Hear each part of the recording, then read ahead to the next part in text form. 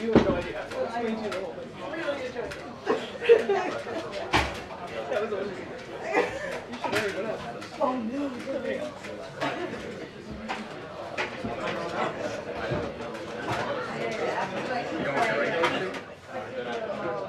Need help? I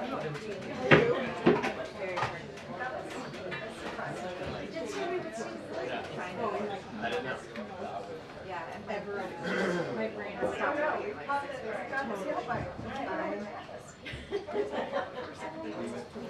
It'll never work again. I'm not sure if I'll never recover. Yes, we're kind of hanging there. Today was slow. So sorry. Good afternoon, everyone. Good afternoon. So, it's a historic and important day. President Biden and his administration have secured a deal for Americans who were unjustly imprisoned in Russia. I know for a lot of reporters in this room, especially Wall Street Journal team, this is personal. And I know for the families of Paul, Evan, Alsu, and Vladimir, it's one of the best days of their lives. As President Biden said in his statement, as we celebrate the return of these brave Americans, we remember all those still wrongfully detained or held hostage around the world, and reaffirm our pledge to their families. We see you, we are with you, and we will never stop working to bring your loved ones home where they belong. And with that, I will turn it over to our National Security Advisor, Jake Sullivan. Thank you, Karine, and good afternoon, everyone. Today, as you've seen and heard from the President and from Karine, we've completed one of the largest and certainly the most complex exchange in history. And Paul Whelan, Evan Gershkovich, Alsu Kurmasheva, and Vladimir Kara-Murza, 3 American citizens and 1 American green card holder, are finally coming home. I had the honor and pleasure of joining the President this morning in the Oval Office as he shared the wonderful news with the families. And then together, they spoke with Paul, Evan, Alsu, and Vladimir, who were on the tarmac in Ankara with U.S. officials where the exchange happened. To say that everyone in the room was overjoyed, even at a loss for words, is an understatement. Since taking office, President Biden and Vice President Harris have made clear that they will not stop working until every American wrongfully detained or held hostage around the world is reunited with their family. As an administration, we're proud to celebrate the return home of over 70 such Americans from places around the world like Afghanistan, Burma, Gaza, Haiti, Iran, Russia, Venezuela, Rwanda, and elsewhere. Today's exchange is a feat of diplomacy that honestly could only be achieved by a leader like Joe Biden. At his direction, the professionals in our national security, foreign policy, and intelligence community worked tirelessly and relentlessly to secure the release of 16 individuals who were detained in Russia. The 3 American citizens, 1 American green card holder, 5 German citizens, and 7 Russian political prisoners in exchange for 8 individuals held in a combination of the United States, Germany, Norway, Slovenia, and Poland. The President was himself personally engaged in the diplomacy that brought this about, including multiple conversations with Chancellor Scholz, with the other leaders of the countries who provided some of the Russians as part of the exchange, and most recently, as has now been reported, calling the Prime Minister of Slovenia early in the afternoon of Sunday, July 21st, to coordinate the final arrangements, to make the final piece of this deal fall into place. There is no more singular or concrete demonstration that the alliances that the President has reinvigorated around the world matter to Americans, to the individual safety of Americans, and to the collective security of Americans. And we're deeply grateful to our allies who supported us in these complex negotiations to achieve this outcome. And while I'm standing at this podium, the President is reaching out to give personal thanks to the leaders of Germany, Poland, Slovenia, Norway, and Turkey. And honestly, guys, I can just say this was vintage Joe Biden, rallying American allies to save American citizens and Russian freedom fighters, and doing it with intricate statecraft, pulling his whole team together to drive this across the finish line. His goal has always been to put the families first, the families who are enduring an unimaginable ordeal. From the President on down, we've stayed in regular and routine touch with them. I spent a lot of time with the families of Evan and Paul and Alsu. And most of the time, as you can imagine, those are tough conversations. But not today. Today, excuse me. Today was a very good day. And we're going to build on it, drawing inspiration and continued courage from it for all of those who are held hostage or wrongfully detained around the world. And that includes Mark Fogel, who we are actively working to get his release from Russia as well. And there are others being held in Syria, Afghanistan, other countries around the world who we are working to get released. And just on a personal note, I want to say that this is the culmination of a monumental level of effort and level of skill by my teammates across the national security enterprise. My colleagues here at the NSC, my colleagues at the Central Intelligence Agency, my colleagues at the State Department. These are dedicated, talented professionals who are not in the headlines, who don't get to stand at a podium like this one. And it was at the President's direction that they built and pulled off the most intricate, expansive deal of its kind in memory. So they know who they are. I salute them. And every American should be proud to have those kind of people standing up on their behalf and on behalf of American security. While this has unfolded, we've been closely monitoring the events in the Middle East as well. Since October 7th, we have worked to deter and prevent escalation into a wider regional war. That risk has always been there. That risk is there now. And we are determined to engage in deterrence, defense, and de-escalation to try to ensure that we do not have a wider regional conflict or escalation that goes unchecked. So I'm happy to get more into that in response to your questions, and with that, I'll turn it over to you. Yeah. Thanks, Jake. Whose idea was it to try to go big and bring everyone home at once instead of going for a simpler one-for-one type deal, and why? That's a great question, which I don't feel entirely comfortable answering because this was an organic process involving a lot of people across our government. But what I will say is this. The President sat us down on a regular basis over the course of the detentions of Paul, Evan, and Alsu, and really pushed us to think about what configuration would actually work to make this happen. And it was through an iterative process of back and forth with various of the allies I mentioned, with engagements with our Russian counterparts, where we were making proposals, getting responses, that this all came together. And so I would say that if you had not had Joe Biden sitting in the Oval Office, I don't think this would have happened. But as I said in my remarks, there were a lot of other people who played a central role in building out the pieces of this and then executing on that. And the execution phase of this, to get this level of coordination together, to have those planes all land on the tarmac at the same time from multiple different countries with so many different individuals coming from Russia and going back to Russia, really extraordinary. And I think, you know, team effort can be a cliche, but I think in this case it's a warranted description of what happened. And was Alexei Navalny supposed to be a part of this deal before he died in prison? So we had been working with our partners on a deal that would have included Alexei Navalny, and unfortunately he died. In fact, on the very day that he died, I saw Evan's parents, and I told them that the President was determined to get this done, even in light of that tragic news, and that we were going to work day and night to get to this day. And so that work continued over the course of the past few months and culminated in today. Yeah. You've mentioned it a little bit, but can you describe and give us a little bit more color on that Oval Office conversation just before the president came out? Did all 4 Americans get to speak? Did each of the family members get to speak to their loved ones? Did the president tear up? Did you tear up? I saved my tearing up for this podium. Which, I would like to strike that from the record if we can either. I don't know if that's permitted, probably not.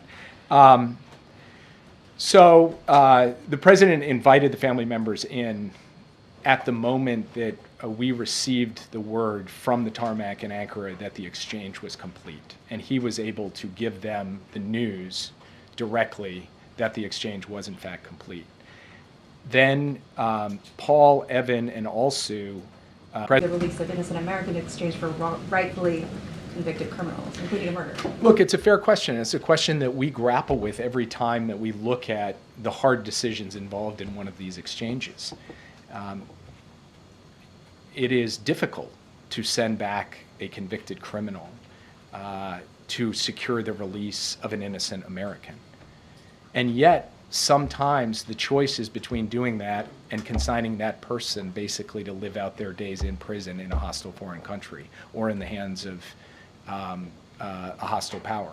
So from our perspective, we have assessed and analyzed that risk, and we have judged that the benefit of reuniting Americans, of bringing people home, and also of vindicating the idea that the American president and the American government are going to do what it takes to protect and secure the release of innocent Americans, that benefit outweighs the risk, and that's how we have proceeded. I would point out, in addition to that, that in periods of time when the U.S. government didn't tend to do prisoner exchanges, Americans were unjustly detained and held hostage overseas. In periods where we did, Americans were unjustly detained and held hostage overseas.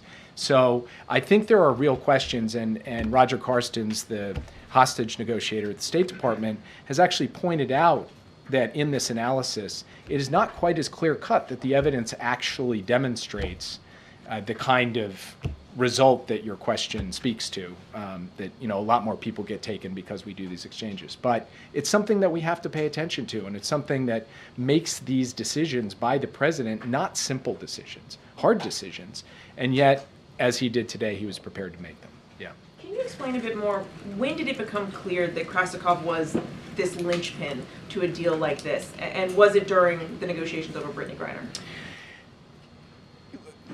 When you're engaged in a negotiation and one side lays down a position, there's not like a light bulb moment when you say, okay, that position is immovable. That has to be tested, and alternatives have to be suggested, and proposals get put on the table and rejected, and new proposals and rejected. So it is less of a aha moment, okay, now we know, and it's more something that you accumulate through the experience of the negotiation.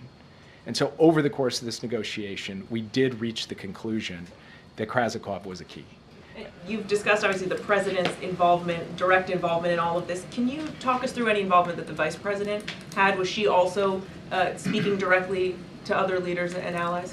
So as I said in my opening comments, both President Biden and Vice President Harris have made the return of unjustly detained Americans American hostages an absolute priority. And in this particular case, Vice President Harris actually had an opportunity to engage with Chancellor Scholz earlier this year at an opportune and timely moment at the Munich Security Conference, where she talked about this issue with him.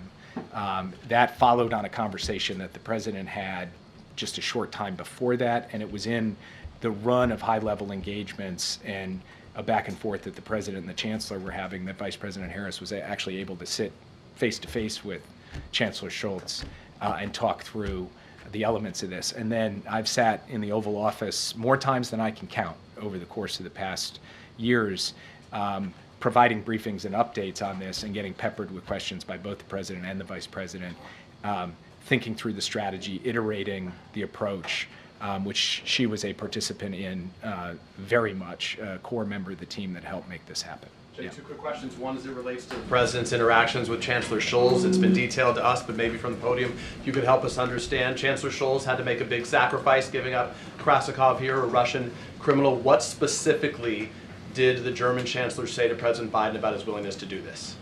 Well, I will leave that to Chancellor Scholz because I think for important and sensitive conversations, leaders should speak for themselves. The White House said, he said, for you, and then he said, I will do this. Is that fair? And if so, can you at least detail that? I can confirm that he did say that, but I thought you were asking sort of to elaborate in greater detail, which I'm afraid I don't feel comfortable doing because he can speak to his conversations with the president. What I will say, and President Biden made this point when he spoke to the press just a short time ago, that relationship between the president and the chancellor, a relationship of respect, a relationship of genuine friendship, had the character of being able to work through this sensitive issue in a way that wasn't kind of antiseptic or professional. It was two guys actually trying to figure out a solution. That was the nature of all of the conversations, and ultimately the chancellor was able to say to the president, let's do this. Just to be clear, my second question, today is clearly a day of celebration, but already there is some criticism, including from the Republican vice presidential nominee, J.D. Vance, who moments ago said, I think what this demonstrates, I think that really what this shows is that a lot of bad guys across the world are worried that Donald Trump is coming back into office. Your response to those comments? I don't follow. Yeah. Thank you, Jake. Can you talk about what, if any, engagement U.S. officials had with Vladimir Putin as part of this? No engagement directly with Vladimir Putin. What about his deputies? There was extensive engagement with Russian officials over the course of this. I'm not going to get into the details because those channels are sensitive and need to be protected for exactly this reason, because having those sensitive channels enables us to produce results like today. And then today. last week in the Oval Office, President Biden said that he remains committed to bringing Americans home during his final 6 months in office. How important was it for him to get this deal before leaving office? Honestly, I don't think he was thinking about it like, I got to get it before I leave office. He was thinking about it from the family's perspective, which is every day is a lost day. So I want to do this as rapidly as humanly possible. I want to push the pace on it because the longer that these Americans are held abroad, the greater the risk and the greater the pain. So for him, it was really important to do the deal, but less tied to his time in office and more tied to the power and responsibility he had and wanted to exercise to get this done as fast as he possibly could. Yeah. I just want to follow up on this interaction with the Russians. I mean, does this in any way lay any groundwork for discussions about the war in Ukraine with the Ukrainians? I mean, just to sort of say, look, we've cooperated on this. Is there any path that this creates any sort of goodwill in terms of, creating more discussion? We do not see a link between the hostage negotiation or the detained persons negotiations and any potential diplomacy over the war in Ukraine. We see those as operating on separate tracks. One is really about the practical issue of producing this exchange. The other is a much more complex question where the Ukrainians will be in the lead and the United States will consult closely with all of our allies to support them when they are prepared to step forward and engage in those in that kind of diplomacy. Yep. Can I just follow up on, so we can't have you here and not ask you about what's happening and unfolding in the Middle East and with Iran and with this, the killing of Haniyeh. Can you please just give us your assessment of how high the temperature really is and how great the risks are now of an all-out war or a bigger war? Just taking a step back, we have been laser focused on trying to prevent that wider war since October 7th. There have been moments that have required intensive effort to keep a lid on things. The risk has always been there, and the risk remains today. And we believe we do have to be engaging in intensive efforts now through deterrence, through de-escalation, through diplomacy, to prevent a wider war, and we will continue to do that. Yeah, thanks, Jake. Back in May, former President Trump made the comment that Russia would release Evan Gershkovich for him after the upcoming election, quote, but not for anyone else. Did that comment complicate negotiations at all, and do you have a response to Trump's comment now?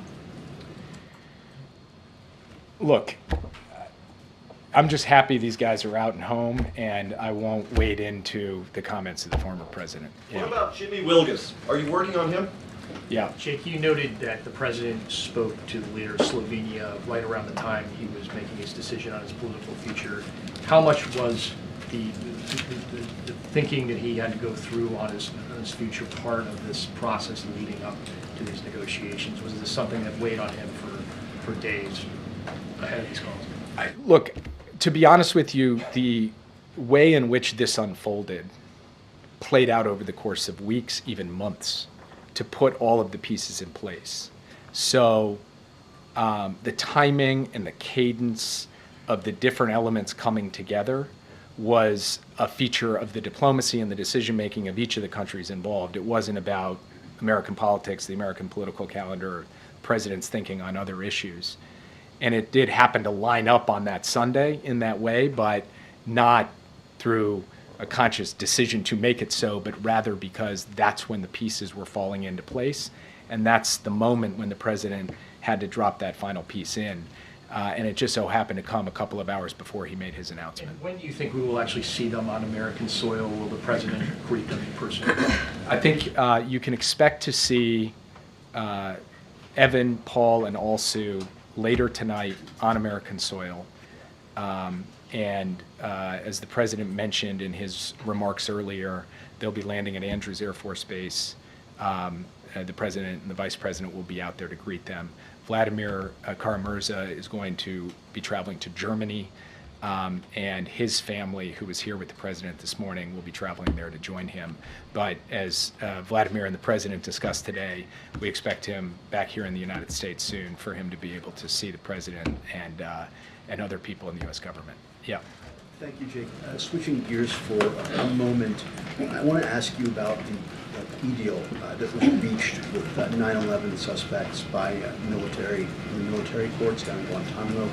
Republicans are condemning this as showing weakness and calling it a sweetheart deal because it avoids a trial and the death penalty. I was wondering if the administration has any response to that. As we said last night, the White House received word that the convening authority had entered these pretrial agreements that had been negotiated by military prosecutors with KSM and some of the other 9/11 defendants. And we had no role in that process. The president had no role. The vice president had no role. I had no role. The White House had no role. And we were informed yesterday, the same day that they went out publicly, that this pretrial agreement had been accepted by the convening authority. What the president did upon learning of that was direct his team to consult as appropriate with officials and lawyers at the Department of Defense on this matter. Those consultations are ongoing, and I have nothing more to add at this time. And one more thing on Iran, Israel, Hamas negotiations. Now that the lead Hamas negotiator is dead, who is there to negotiate with, and why, in your estimation, would Hamas continue towards negotiating a ceasefire deal when their lead negotiator was just killed by the people they're negotiating with?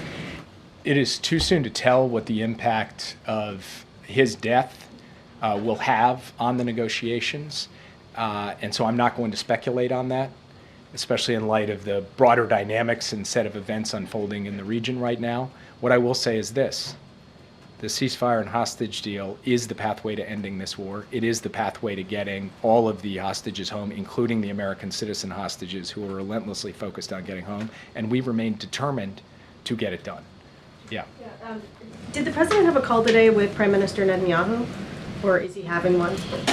I believe the Israeli government has put out that they're having a call. We had not announced that yet, but in fact, the president is intending to speak with Prime Minister Netanyahu later today. They have not spoken yet. Yeah. And is the president going to express any displeasure about not having a heads up about the attack on the Hamas leader, or these other big things that have happened in the last few days with Israel taking countermeasures. So I'm not going to preview the president's message before he has a chance to speak directly to the prime minister, and then if I had to predict, I probably will be tight-lipped about the readout afterward. Yeah. Thanks, Jake. Just wondered if you could make clear for us, when was the actual moment when you really knew that this deal was going to be done and that it was sealed, or was that not really until today and you actually saw them, the released people on the tarmac in Ankara? We steadily gained confidence following the president's call on the 21st of July. But that confidence was always tempered by the reality that this was a fragile deal, a complex deal that could fall apart at any moment from multiple different directions. So we held our breath and crossed our fingers until just a couple hours ago. Yeah. Jake, I wanted to ask about arms control treaties. It seems like Russia's been backsliding when it comes to these deals. What is the update with that? Is there any progress with getting them to rejoin any of these treaties? No. The short answer is there is no progress. We have tried to engage, and I have publicly stated, and my colleagues have also laid out our view that there is an arms control agenda that's in the interests of the security of the United States, our allies, and frankly, global stability. And we have not seen reciprocity on the Russian side to engage in those discussions at this time. So we're obviously working very closely with NATO, with our other allies and partners, to ensure that our security is going to be strong, resilient, and credible no matter what comes next. But we do remain available to engage in arms control, as we did with the Soviet Union at the height of the Cold War. Last question. Yeah. Thank you, Jake. Can you just confirm that no money was exchanged, no sanctions were loosened to facilitate this deal? Yes, I can confirm that. And can you also speak to why the president chose not to use his moment in front of the cameras to deliver a warning to Putin? He said, I don't need to speak to Putin, but what he didn't convey was a price that countries will pay if they abduct Americans for political purposes. We have made clear through every conceivable channel, and the president has made clear publicly on repeated occasions over the last 2 years about the costs and consequences of aggression, of standing against United States interests, and of taking actions that we believe are unlawful and unjust. We're going to continue to do that as we go forward. For the president today, this was a moment to thank our allies. It was a moment to celebrate the families, and most importantly, it was a moment to lift up the human achievement of getting both Americans, citizens of friendly countries, and Russian political prisoners out. But as the president said, he doesn't need to talk to Putin for Putin to understand where the president stands. Thank you. What about Jimmy Wilgus? He's been there 8 years, Jake. Thank you, Jake. Thank you. 8 years. All right. As I mentioned at the top, this is an incredibly important day, monumentous day, and also an emotional day for the families, obviously, for the incredible team that I get to work with every day, national security team, and across the administration, and for this president. And so it's a good day. It's a really, really good day. And we should be really proud of what this administration has been able to do. Now these, these folks who are unjustly held now get to go home to their families and see their families and restart their lives. Okay. And a follow-up on the 9/11 plea deal, if I may. Does the president still plan to close Guantanamo Bay prison before he leaves office? And is there a realistic pathway to do that in the next 6 months? That's still something that the president wants to do and get done. As far as a timeline, don't have anything for you here, but obviously this is something that he wanted to be done under his administration.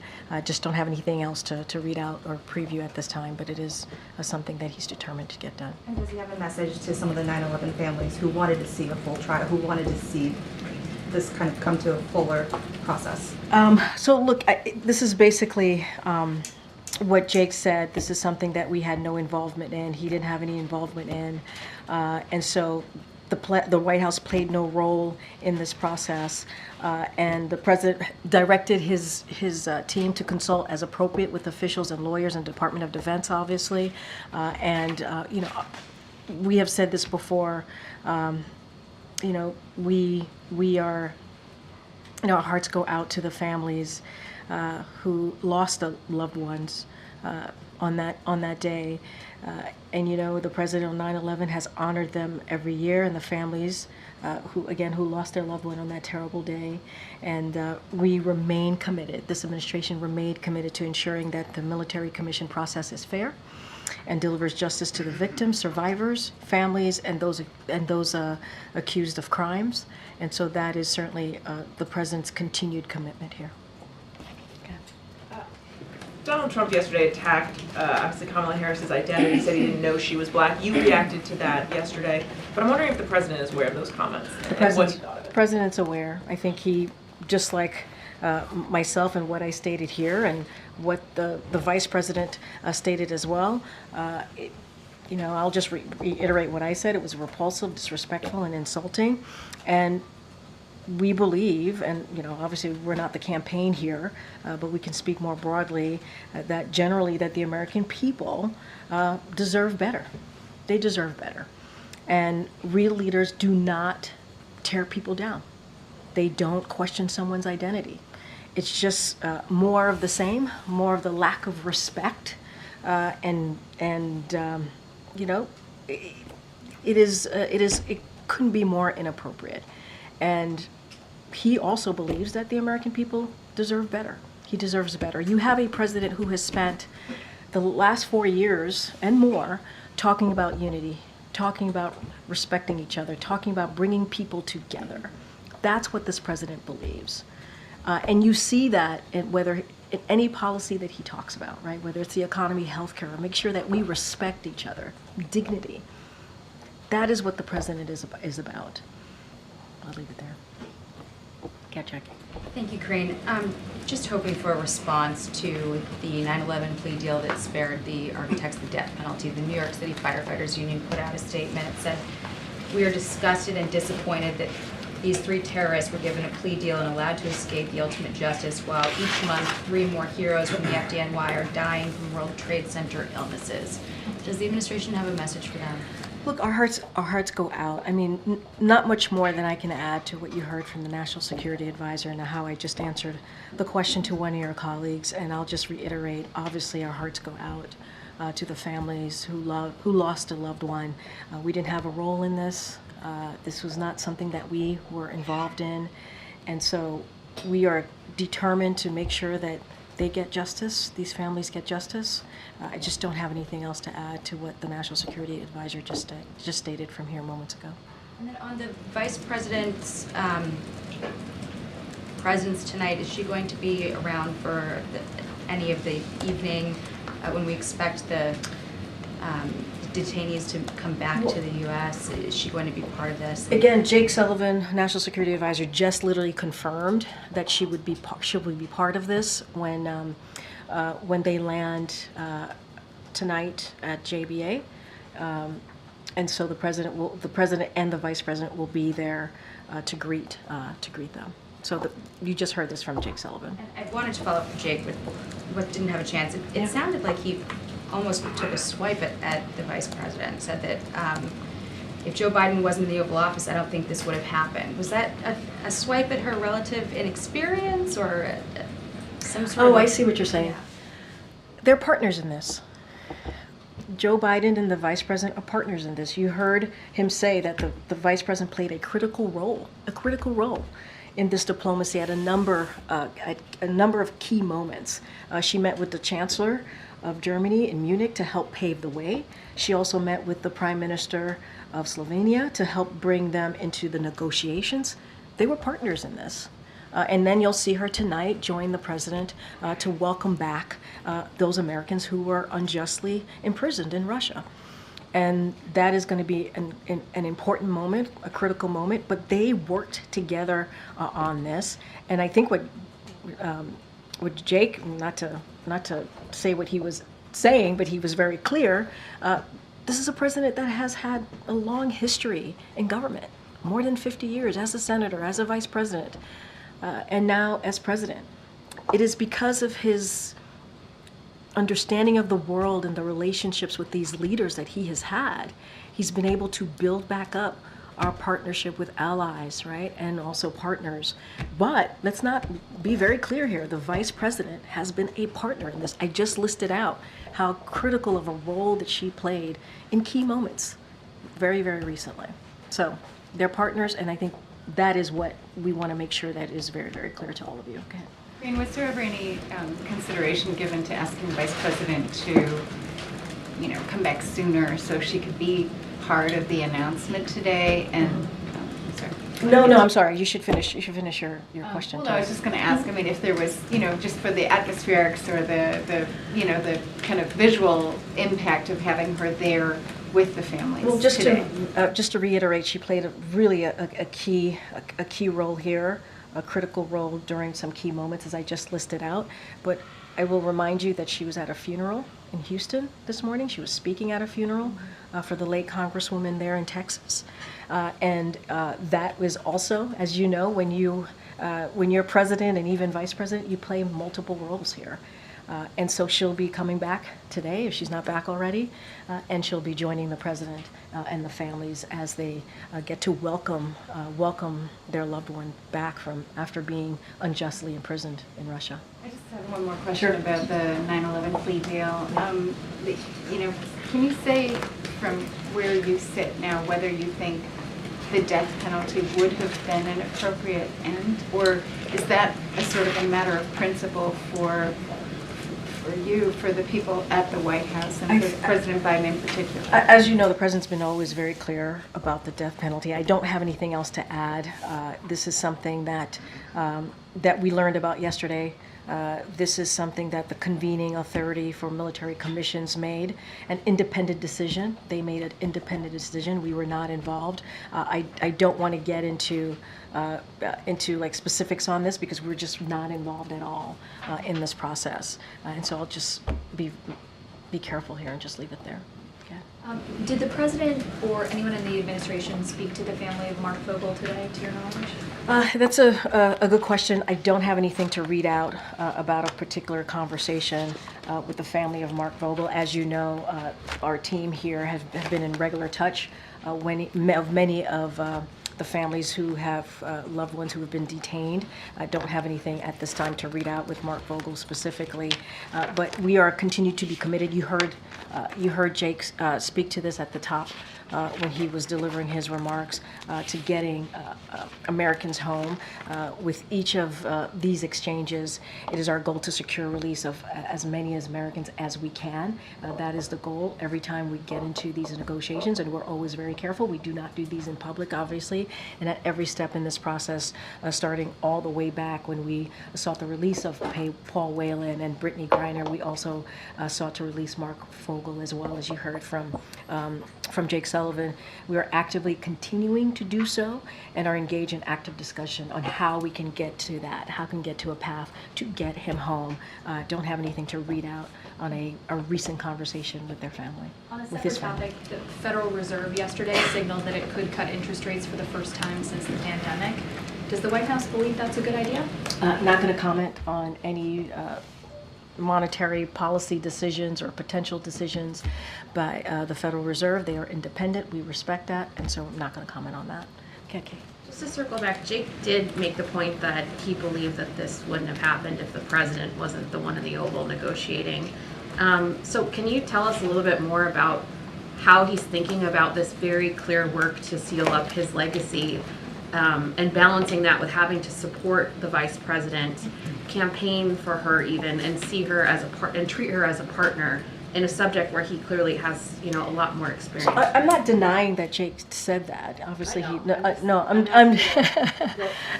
reveal some of his thinking about how he's got to balance this. I think you have to look at this in separate pieces, right? The president has been president for some time.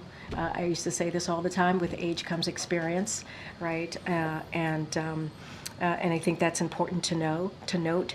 And he's had relationships with many of these leaders that are currently, out there in this present time, in present day.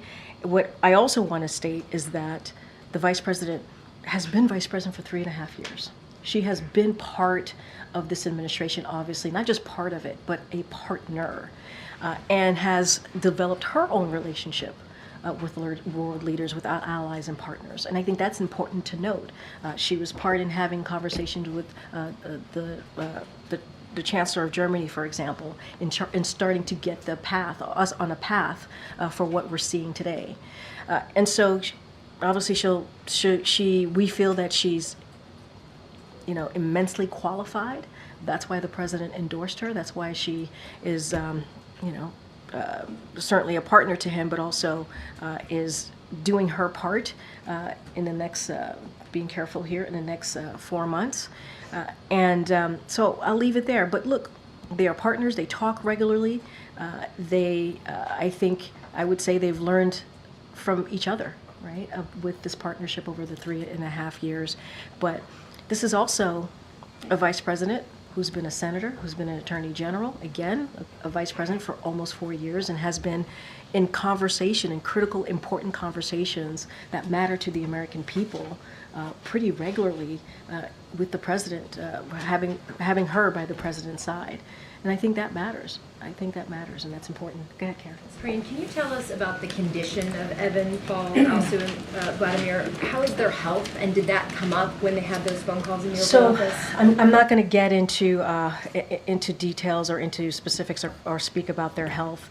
Obviously, they will be landing here in short order in a couple of hours, so you all will be able to see, at least you'll see them for yourselves, but I'm not going to speak to their health from here, not from this podium. Describe that they've gone through a lot. Did they They talk have. to... They were imprisoned, Yeah. unjustly so. Did they talk about that in their phone call at the Oval Office? I'm not going to get into further details to what the National Security Advisor shared here today. I'm pretty sure that when the time permits, they will, I'm sure, at some point, if they wish to, they'll speak for themselves.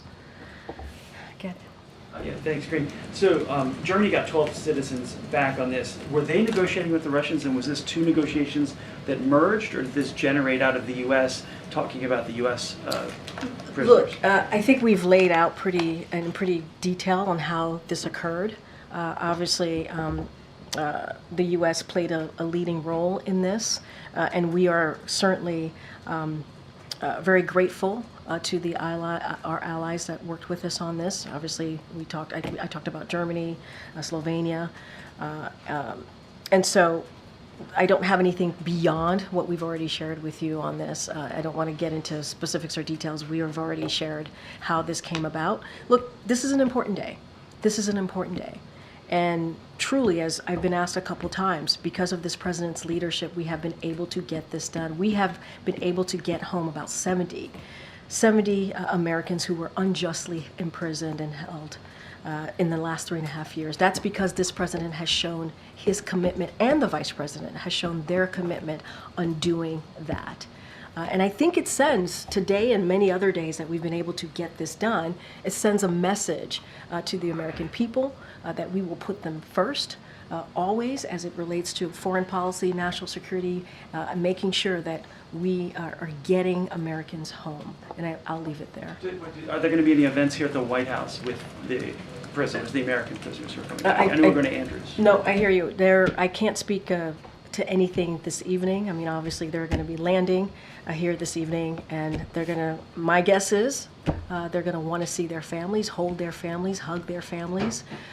It's been a long journey for them, not just getting home, but these past couple of years. And that is my guess, is that's what they're going to want to do. This is an emotional day. This is an emotional day. And it's a good day. We should be really, really proud of what this administration has been able to do. And don't have anything beyond that. Yeah, Gary. Yes, Congresswoman Sheila Jackson Lee is being laid to rest today in Houston, and one of her signature bills in Congress was H.R. 40, which, as you know, would create a commission to study the issue of reparations for African Americans. She took up that mantle from Congressman, the late John Conyers, and after more than 30 years of this bill being introduced, Congress has yet to be able to pass this bill. And as a result, Congresswoman Jackson Lee, when she was still alive, she urged, along with advocates for President Biden, to take executive action. Though the White House has repeatedly said that the president's position is that it should happen through Congress, I do wonder, given with only 6 months left of his administration and to honor her legacy, whether the president is more amenable to taking executive action, especially given the fact that he announced those Supreme Court reforms that came from a similar commission. Look, Congresswoman Sheila Jackson Lee, who the president had an opportunity to go to Houston earlier this week to meet with her family, to offer up his condolences in person, and you saw the statement that he put out after we learned of her passing. She was a hero. She was beloved, obviously, by the people in Texas and Houston and the community that she represented, but also beyond that. Certainly her colleagues in the Congressional Black Caucus and in Congress more broadly. And we lift her up and we honor her, not just through legislative action, but obviously honor the work that she has been able to do and what she has meant to so many. As far as the commission, the president has not changed where he is. He wants to see, he believes there should be a commission, and he does believe it should be a legislative process. Obviously, we think it's important. We want to help in any way to get that legislation done, but I just don't have anything else to add beyond that. Okay. Thank you, Karine. Can you talk about the support from Turkey? This morning in the briefing, Jake Sullivan mentioned that Turkey provided logistical support, but what we're hearing now is that they are coordinating the exchange. Is that an accurate description? And also, did the U.S. give the Turkish government anything in return for their support? So look, this was a big effort, as I mentioned before, and I was answering a question from one of your colleagues. It took our partners and allies to get this done, and we appreciate every effort that was done by them. Obviously, I think Jake was also asked if there was a phone call made recently to Erdogan. Obviously, I don't have anything to read out at this time, but it was, and they did offer technical support, as you know. I don't have anything beyond that to share, but we are very grateful for the role that they have been able to play to get Americans home today. And so I just don't have anything beyond of what we've already been able to share. Give us an update on American journalist Austin Tice that's held in Syria. And also just beyond that, I mean, obviously our network, we're very grateful and relieved that Also is freed, but there are other journalists in our network and who may not be Americans. You know, we have colleagues held in Belarus, in Russian-occupied Crimea, in Myanmar, families of Uyghur journalists held by China.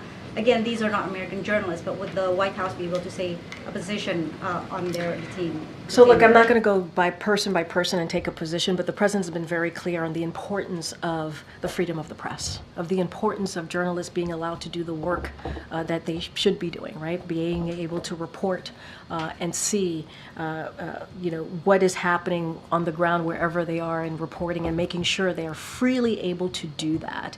And the president has those tough conversations with leaders that he meets privately, and we've been very clear publicly about supporting journalists and the work that they do and being able to do that work freely and not be intimidated and without violence. And so that's something that we're going to continue to be very, very clear about. You just listed out a bunch of names. I don't want to go point by point on these names, but more broadly, we believe in the freedom of the press. This is important to us. We believe it's part of our democracy, and we want to see, not just here, it's important to see that obviously across the world. I don't have anything specific for you at this time. When it comes to Americans being unjustly held, wrongfully detained, as you have seen from this president in the last 3.5 years, he's going to do everything that he can. I think today is a perfect example. Bringing home 70 Americans over the last 3.5 years is a perfect example of this president being committed to bringing home Americans who have been unjustly held. I think I'm going to have to wrap it up pretty soon. Go ahead, John. Thanks a lot, Karine. When the president announced 2 Sundays ago that he's withdrawing from the race and that he's not running for another term, there were some that described him as a lame duck president. How does this news today, this joyous news at the White House, answer those critics describing President Biden in that fashion? Well, I'm glad you call it joyous news, because it is. This is very, very good news. For all of us as Americans, we should be very proud of this moment. Look, I've heard the term lame duck. I was asked at the podium if he is a lame duck president. We've been very clear that he's not, and today is an example of that. What he did on Monday, talking about SCOTUS reform, is an example of that. The president is determined, and he is very focused, along with the vice president, to get things done, to build on the accomplishments that we have been able to deliver for the American people over the last 3.5 years. And these are historic accomplishments, whether it's the American Rescue Plan that turned the economy around, restarted the economy. Now we're leading in the world on that. Again, no Republicans voted for the American Rescue Plan. You think about the Inflation Reduction Act, no Republican voted for that, and that is a piece of legislation that has seen the biggest investment in climate change. Now Medicare can actually negotiate with Big Pharma, something that elected officials have been trying to do, and he reached across the aisle to get infrastructure done, to get the Chips and Science Act done, to get the Veterans, the PACT Act done. So it doesn't end there. It doesn't end there for him. He wants to see a lot of these important laws now. He wants us to get them, make sure they're implemented. And we're going to continue to use the remainder of this term to look for ways to build on that progress. And we will certainly share with you the specifics of that as we continue these next 6 months. And secondly, yesterday I asked a series of questions to you about the possibility of a hostage deal. At the time that I asked you those questions, were you aware? Yes. You were Yes. aware. And so, given that you just didn't want to answer that truthfully, I mean, you didn't want to spoil the process of the I said I had transfer of nothing. I hostages. said I had nothing to share. You have to understand. You have to understand. This is a critical. As these things are moving, it is important. Our main focus is to make sure that we get these Americans home safely. I would hope, as a journalist, you understand that. It is important that they get home safely. That is our number one priority. Number one priority. And now that they are on their way home, the families were here. The families, the president, the vice president will get to greet these Americans when they land here tonight. This is a huge, huge, monumentous day, emotional day. And it is important. That is our goal, to make sure that they get home safely. All right, thanks everybody. Thank you.